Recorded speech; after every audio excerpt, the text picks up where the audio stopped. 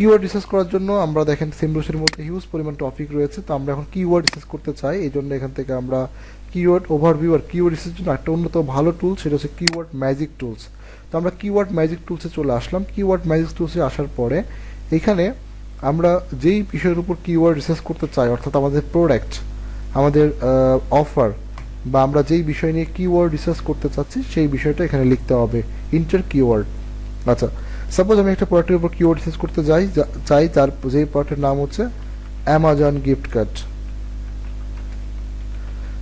আমি Amazon gift card নিয়ে কাজ করবো, এই জন্য আমি অ্যামাজন গিফট কার্ডের উপরে একটা প্রোডাক্ট রিসার্চ করতে চাই। এটা সিবি মার্কেটিং এর একটা জনপ্রিয় প্রোডাক্ট।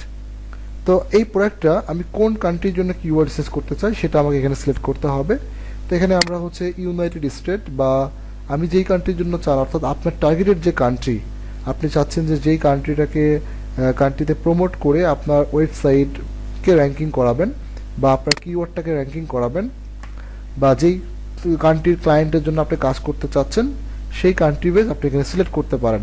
তো সেক্ষেত্রে আমাদের এটা অ্যামাজন গিফট কার্ড, এই প্রোডাক্টটা ইউনাইটেড স্টেটে সবচেয়ে জনপ্রিয় এবং ভালো চলে। আমাদের টার্গেটেড কান্ট্রি হচ্ছে ইউনাইটেড স্টেট, যার কারণে এখানে আমি ইউনাইটেড স্টেটই রাখলাম। আচ্ছা, তো এই প্রোডাক্টের নামটা লিখে কান্ট্রিটা সিলেক্ট করে আমি যদি এখন সার্চ বাটনে ক্লিক করি, তাহলে আমাকে কিওয়ার্ড আমার শো করবে, কিওয়ার্ড ডাটাগুলো শো করবে।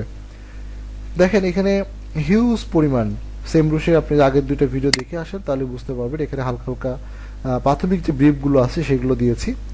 তো এটা দেখার আগে অবশ্যই এই দুটো ভিডিও দেখে নেবেন, তাহলে ইনশাল্লাহ ভালো বুঝতে পারবেন।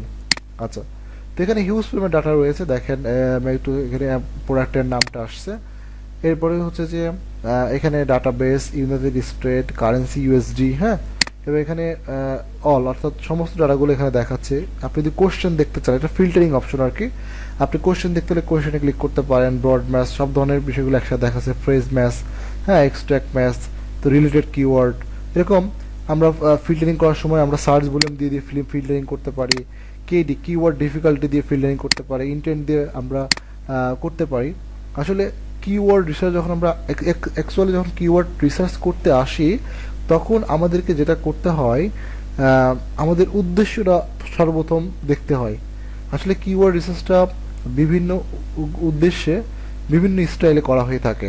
তো এখানে কিওয়ার্ড রিসার্চ করতে আসলে আপনাকে সর্বপ্রথম দেখতে হবে যে আপনি কি উদ্দেশ্য নিয়ে বা কি জন্য আপনি কিওয়ার্ডটা রিসার্চ করতে চাচ্ছেন।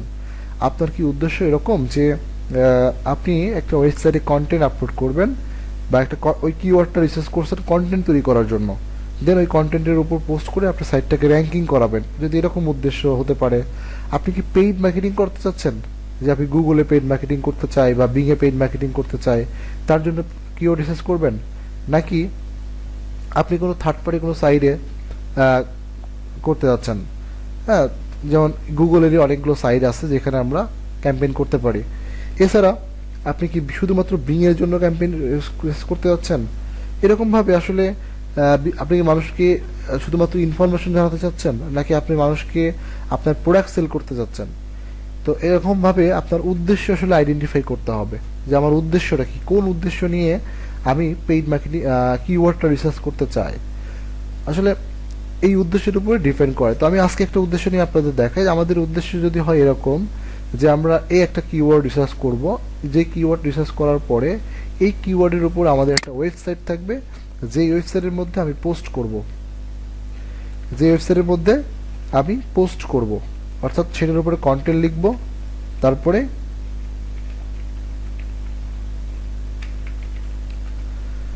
সেটার উপরে আমি কন্টেন্ট লেখার পরে সেটার আমি ওয়েবসাইটে পোস্ট করব এবং সেই কন্টেন্ট র্যাঙ্কিংয়ে নিয়ে আসতে চাই। যদি আপনার উদ্দেশ্য থাকে এরকম, তাহলে আপনি কিভাবে কিওয়ার্ডটা রিসার্চ করবেন কাজ করার জন্য। যেমন এই একটা ওয়েবসাইট যেখানে আমি কিওয়ার্ড রিসার্চ করার পরে আমি এখানে বিভিন্ন রকম কন্টেন্ট লিখে পোস্ট করেছি, কারণ আমার উদ্দেশ্য আমার অর্গানিক সার্চ, অর্থাৎ গুগলে যে কেউ জাস্ট সার্চ করবে, দেন আমার ওয়েবসাইটে যেন আমার কিওয়ার্ডটা যেন পায়, আমার ওয়েবসাইটে বা আমার পোস্টটা যেন র্যাঙ্কিংয়ে আসে। তো এই উদ্দেশ্য নিয়ে যদি আপনি আগান, তাহলে কিওয়ার্ড রিসার্চটা ঠিক এভাবে করে নেবেন। তো সেক্ষেত্রে আগে এভাবে সার্চ দিলাম, সার্চ দেওয়ার পরে এখানে শো করছে ডিটেলস ডাটাগুলো, যেমন keyword intent, search volume, trend, KD, এগুলো শো করছে। তো এগুলো দেওয়ার আগে আমরা একটা এক্সেল শিট নিয়ে নেব। সেক্ষেত্রে আমরা এক্সেল শিট নিতে পারি, বা গুগল শিট অনলাইন থেকে গুগল যে শিট রয়েছে, অর্থাৎ এক্সেলের অনলাইন ভার্সন, সেটা আপনি এখান থেকে এটা ক্রিয়েট করে নিতে পারেন।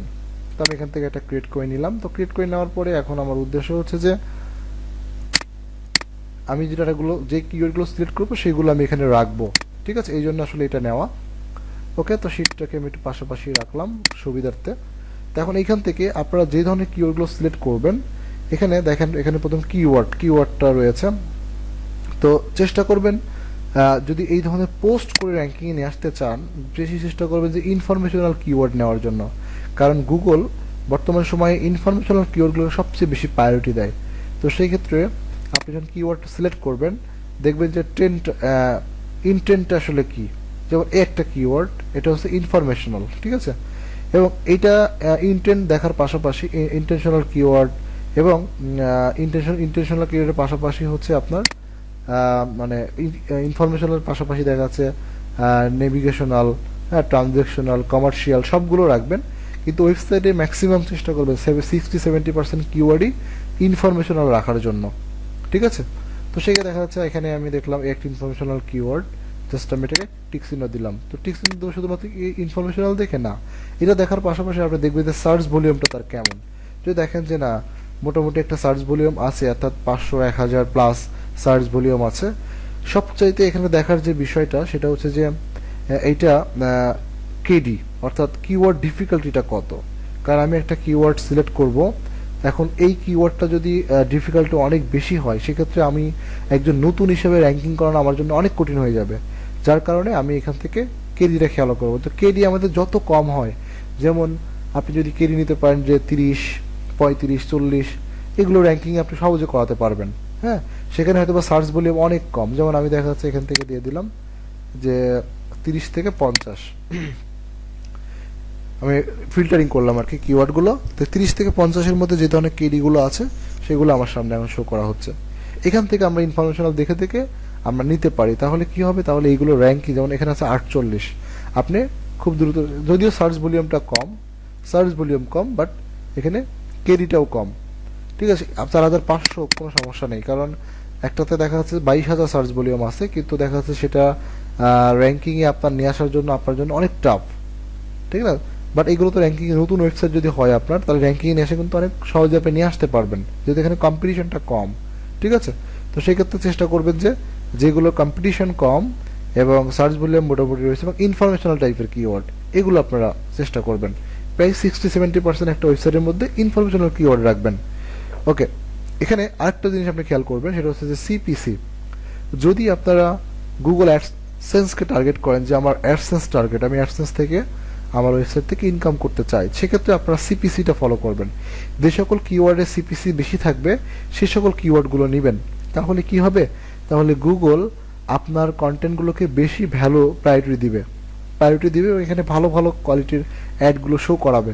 সেক্ষেত্রে আপনার ইনকামটা বেশি হবে গুগল অ্যাডসেন্স থেকে। তো গুগল অ্যাডসেন্সের জন্য যারা কাজ করতে চিন্তা করছেন, যে জন্য কিওয়ার্ড রিসার্চের ভিডিওটা দেখছেন, তাদের জন্য অবশ্যই সিপিসিটা ফলো করবেন। ঠিক আছে, তো এখানে সিপিসি ভালো আছে এবং সার্চ ভলিউম মোটামুটি ভালো এবং কেডিও কম আছে, সিলেক্ট করলাম। তো এইভাবে জাস্ট আপনি এভাবে দেখে দেখবেন এটা সিপিসি নেই, সিপিসি 99, ওকে ফাইন, সিপিসি 99। যেগুলো সিপিসি নেই, যারা অ্যাডসেন্স করবেন এই ধরনের কিওয়ার্ডকে তারা বাদ দেওয়ার চেষ্টা করবেন, বাদ দিয়ে দিবেন, কারণ সিপিসি নেই, তাহলে এখানে আপনারা ভালো অ্যাড পাবেন না। ঠিক আছে, এই জন্য এই ধরনের কিওয়ার্ডগুলো অফ রাখবেন। আচ্ছা, তো আমরা যেখানে সিপিসি আছে এই ধরনের এবং ইনফরমেশনাল কিওয়ার্ড, কমার্শিয়াল কিওয়ার্ড, হ্যাঁ, এগুলো দিলাম আর কি, এবং সিপিসি কম, সার্চ ভলিউম কম, কোনো সমস্যা না। আপনারা এই ধরনের কিওয়ার্ডগুলোকে এভাবে আইডেন্টিফাই করতে পারেন। ঠিক আছে, তো আশা করি বুঝতে পারছেন যে আমি যেমন একটা বলে এই যে কিওয়ার্ড, অ্যান্ড এই কিওয়ার্ডগুলো জাস্ট আমি সিলেক্ট করলাম যে আমি এই প্রোডাক্টের উপরে এই কিওয়ার্ডগুলো সিলেক্ট করলাম। তাহলে সিলেক্ট করার জন্য আমরা কিওয়ার্ডের পাশাপাশি ইন্টেন্ট, সার্চ ভলিউম, ট্রেন্ড এবং কেডিটা এবং সিপিসিটা ফলো করলাম। ওকে, এটা আমাদের এই উদ্দেশ্য, যে জন্য আমরা এটা ফলো করলাম, কপি করলাম এবং পাশাপাশি এটা আমি এখানে এখন পেস্ট করে রাখবো। ঠিক আছে, এই যে পেস্ট করে রাখলাম, পরবর্তীতে যখন আমি কাজ শুরু করব, এই কিওয়ার্ডগুলোর উপরে কাজ শুরু করব, অর্থাৎ কন্টেন্ট লিখব, তখন কিন্তু এই সবগুলো আমার প্রয়োজন হবে। ঠিক আছে, এই জন্য এইভাবে ডাটাবেস আকারে রেখে দিবেন। বা আপনি যদি ফাইবারে কাজ করেন, তো সেক্ষেত্রে হচ্ছে যে ক্লায়েন্টকে আপনি এইভাবে সুন্দর করে আপনার রিপোর্টটা করে তাদেরকে পাঠিয়ে দিতে হবে। ঠিক আছে, তো আশা করি বুঝতে পারছেন। কিভাবে আসলে কিওয়ার্ডটা রিসার্চ করবেন, এটা হচ্ছে যে আপনি যদি ওয়েবসাইটটাকে গুগলে র্যাঙ্কিং করাতে চান এবং অ্যাডসেন্সটা নিয়ে ফোকাস করতে চান, সেক্ষেত্রে আপনি সিপিসি সহ, ইন্টেন্ট সহ, সার্চ ভলিউম এবং কেডিটা ফলো করতে পারেন। তো আশা করি বুঝতে পারছেন। তো ভালো থাকবেন সবাই। যদি বুঝতে কোনো অসুবিধা হয় অবশ্যই কমেন্ট করে জানাবেন, এবং সেমরুশের মতো পেইড টুল যদি ব্যবহার করতে চান অবশ্যই কন্ট্যাক্ট করতে পারেন। জি, আসসালামু আলাইকুম, ভালো থাকবেন।